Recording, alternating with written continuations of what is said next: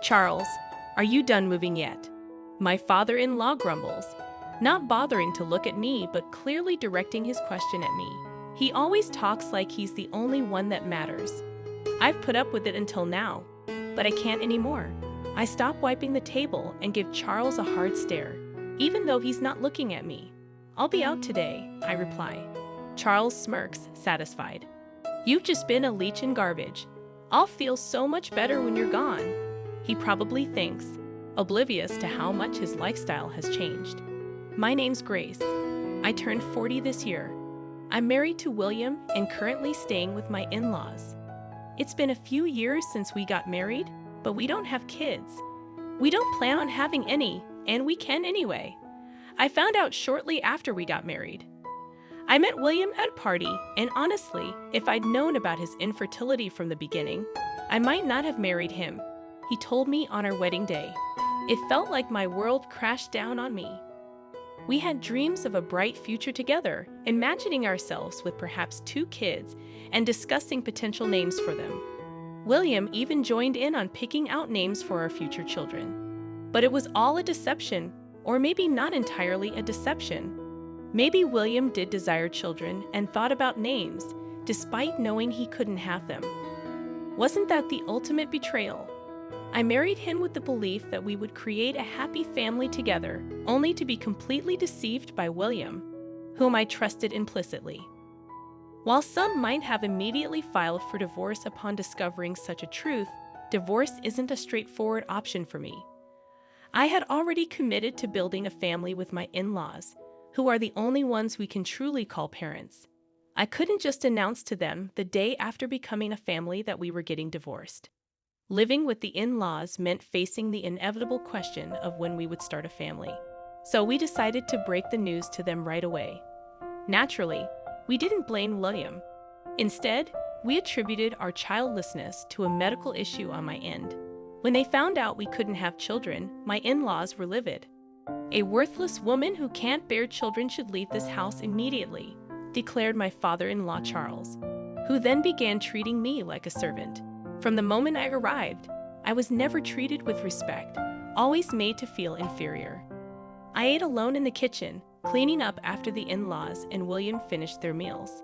Despite my efforts in the kitchen, I only received scraps. My weight plummeted, and within 6 months of marriage, my wrists were protruding. Previously, it was my mother-in-law Madison who bore the brunt of Charles' anger. But once I joined the family, his focus shifted to me. William noticed Madison's newfound relief. "Mom seems happier lately," he remarked, attributing it to her no longer being the target. Although she never smiled around Charles, I noticed her smiling more when talking to William. Charles's tyranny extended beyond verbal abuse. Once he learned we couldn't have children, he ordered me to work tirelessly from dawn to dusk. "Since you're not fulfilling your role as a woman, at least be useful around the house," he demanded.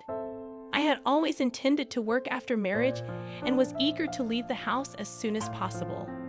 Balancing chores, work, and arriving home before everyone else was challenging, but having a job with flexible hours helped. However, even when I returned early and completed chores, I never ate with the family or received praise for my cooking. Charles, in particular, often discarded my food without tasting it, deeming it unworthy. Neither William nor Madison ever objected or offered any support. Despite my protests from the kitchen, meal times were usually silent affairs. I couldn't help but wonder if they truly enjoyed eating in such silence. But I can only observe them silently. I had no other option but to get along with my in-laws. I pretended to be friendly and played the role of a devoted wife. I couldn't pinpoint the purpose of it all, but as someone without parents, divorce seemed like an unbearable burden. Then Charles demanded that I hand over all my earnings for the household expenses. I had intended to contribute a portion of my salary, but Charles insisted on all of it, which seemed like an unreasonable demand. What's the point of working if I have no control over my own money? But speaking up was not allowed. Charles's decisions were final, and challenging him wouldn't change anything. It was easier to comply, keeping Charles in a good mood and avoiding the sorrowful looks from Madison and William. Ultimately, the main source of trouble in this marriage was Charles. Madison and William were not as much of a problem. It was Charles who oppressed and tormented me. It appeared that Madison used to handle the household finances, but it became my responsibility after marriage. Charles, isn't this too much for Grace? Madison dared to question. Shut up! Charles dismissed me in his eyes. Madison and I were treated similarly. As women, our opinions were deemed worthless and not welcomed. I took over the household budget from Madison. When I first saw it, I was shocked, but after several years, I grew accustomed to it. Perhaps because there was another source of income. Charles started spending more extravagantly than before. It's for work, he claimed, increasing his nights out. And the three of them, excluding me, began taking trips during long weekends. They never used to act like this, but suddenly everything changed. He still doesn't see me as part of the family, often referring to me as a burden or worthless. To him, I'm just a maid who doesn't cost anything. In my 20s and 30s, I could brush it off, sometimes even finding peace when Charles wasn't around. But as I neared 40, I couldn't stand his mistreatment any longer. It felt foolish and exhausting to listen to him and obey silently. I grew tired of being afraid of Charles and started standing up for myself. He didn't take kindly to that and gradually grew to resent me. This negative cycle continued to worsen, and recently, my relationship with Charles had deteriorated to the point where we hardly spoke. When he did speak, it was only to insult me. I would fire back, making the atmosphere at home unbearable. It had gotten so bad that he would demand I leave the house. But I refused to go quietly. Where do you expect me to go, knowing I have no family? I would retort every time. Charles would angrily slam his glass on the table, breaking so many that I lost count. Why should I have to deal with this? A woman like you shouldn't talk back. Madison and William would quickly exit the room, sensing another argument brewing. Once it reached this point, it became Charles' one-man show. You should be grateful to even be allowed in this house. Don't get too cocky, you leech, he would rant, his face turning red with anger. We've had this conversation 100 times, I sighed, tired of being yelled at. Normally, I would cave in and apologize. I'm sorry was my usual response, but that day was different. You need to watch what you say, Charles. You're not getting any younger. It's time to calm down. I snapped back sharply, feeling just as irritable. Charles, caught off guard by my defiance, was furious. Who do you think you're talking to? I am the head of this household. A wife like you shouldn't have opinions, he barked. I knew I had crossed a line, but I couldn't stop myself. I've been your wife for years. Isn't it time I'm treated like a human being? You're retired now with less income. It seems the tables are turning. I continued, unable to contain my pent-up frustration. I confronted Charles directly, and he responded by grabbing me by the collar. I don't need someone like you in my house. I don't want to see your face anymore. Pack your things and leave immediately. He yelled so loudly that the furniture shook.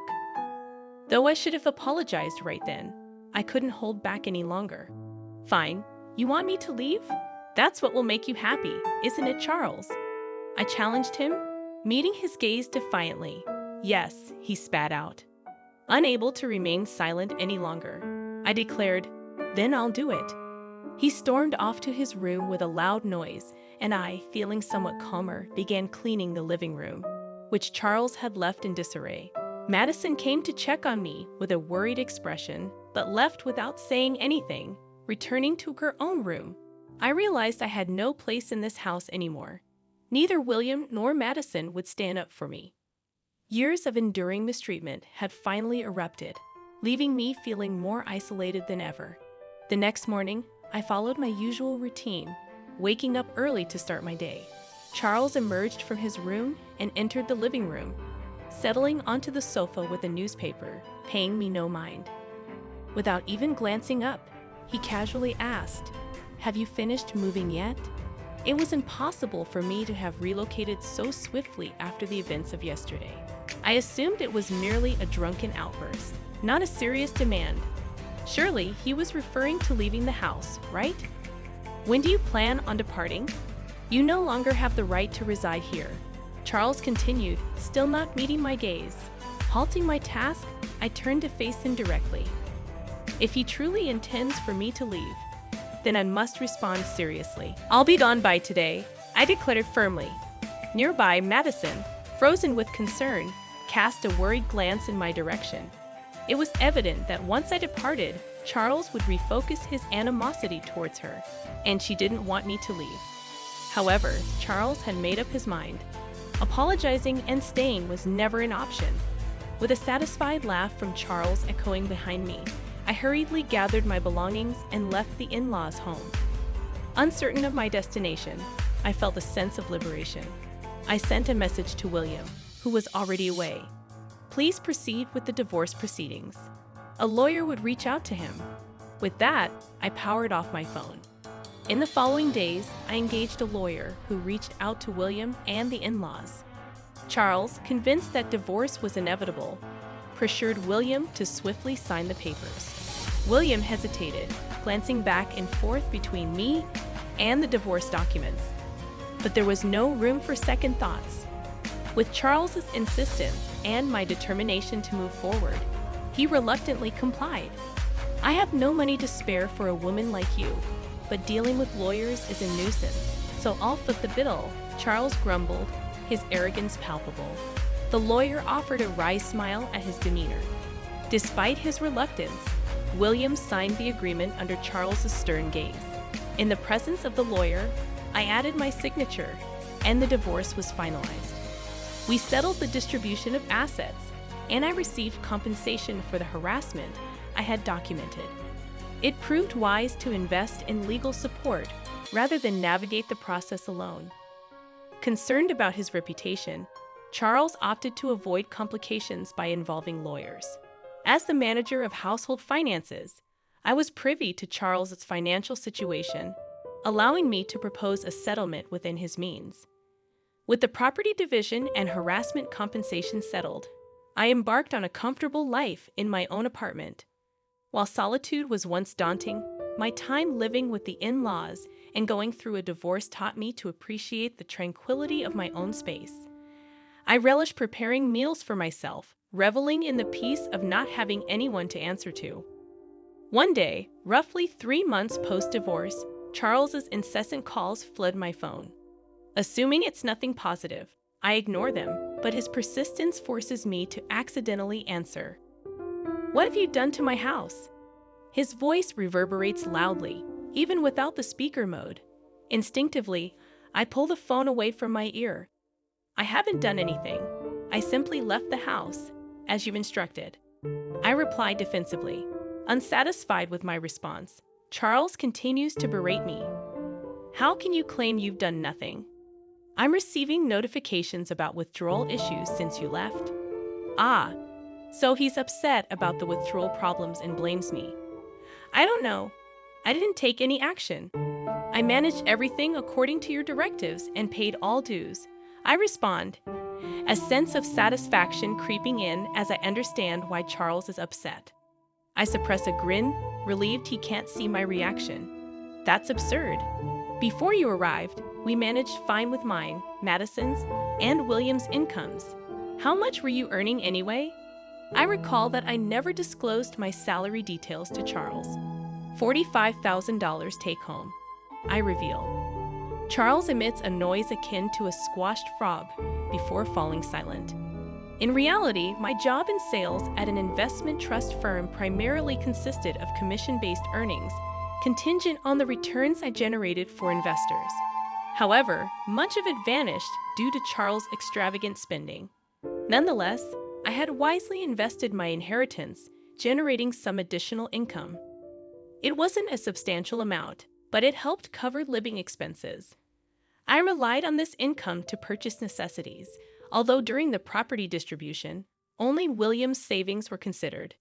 This was because only assets acquired during our marriage were subject to distribution, excluding the inheritance from my parents and its earnings. Since I utilized all earnings for household expenses throughout the marriage, I had no savings accumulated over the years. The Charles family spent money lavishly, unaware that I was compensating for it. You claim you managed before marriage, but was it on par with our current standard of living? I questioned. Charles's frustration finally boiled over. Don't jest. You should continue contributing to our household expenses. You're the one who caused this mess, so you must take responsibility, he retorted angrily. I couldn't help but chuckle at his absurd statement. I could envision Charles's face reddening as he raised his voice. What's the matter? What are you implying? You were the one who insisted I leave, remember? I simply followed your directive. Why should I, no longer a part of the family, continue providing financial support? I replied, half amused, before hearing a loud crash from the other end. Charles must have thrown another fit. The realization that I no longer had to clean up after him almost made me wish for more destruction. Moreover, we're strangers now, not family, not anything. Please refrain from assuming familial obligations. Manage your own finances. I left you with enough to sustain yourself, didn't I? With that, I bid him farewell and disconnected the call. I anticipated more calls from Charles, but none came. I thought perhaps he was feeling remorseful, but it seemed that wasn't the case. Instead, it appeared he was too ashamed to admit he couldn't meet the payments. He resorted to pressuring William and Madison to borrow money from financial institutions to cover their expenses. While payments were made, it only led to accumulating debt. Refusing to adjust their lifestyle, they continued living beyond their means. Continuing like this will only lead to more debt. You need to make changes, I warned, but they persisted, unable to meet their financial obligations and sinking further into debt each month. William reached out to me, foolishly considering reconciliation and even suggesting severing ties with his father to reunite. How could he propose such a thing now, after failing to defend me against Charles's mistreatment? Despite my decision to stand by William, knowing we couldn't have children, he never protected me. His suffocation under Charles' influence is no longer my concern. I wish they would grasp the consequences of their actions and endure the repercussions. Now, the in-laws find themselves burdened by debt yet unwilling to adjust their lifestyle. Charles, now working as a contract laborer with reduced pay, and William and Madison have taken up part-time security positions. It's not just Charles. Madison and William are also guilty of refusing to downsize their living standards. Despite being stretched to their limit, they refuse to make sacrifices. I used to be consumed with protecting William, but now I prioritize my own well-being. At 40, the prospect of having children may be challenging, but I remain open to the possibility. Before the divorce, mornings felt like a burden, but now I wake up feeling rejuvenated. I eagerly anticipate a brighter future in my newfound independence.